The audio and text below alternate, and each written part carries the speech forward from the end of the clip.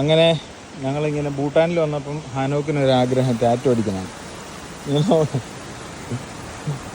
ഹാനോക്കിന് ഞങ്ങൾ ഇനി ടാറ്റു അടിക്കാൻ പോവാണ്. ഹാനോക്കിൻ്റെ ടാറ്റു ആണ്. വേദന ആകത്തില്ല, ഇത് വേദന ഇല്ലാത്ത ടാറ്റു ആണ്.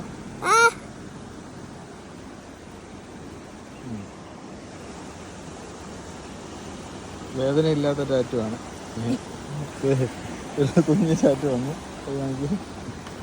അവന് ഇനി നമുക്ക് ഉടുപ്പയിലൂടെ അടിക്കാം.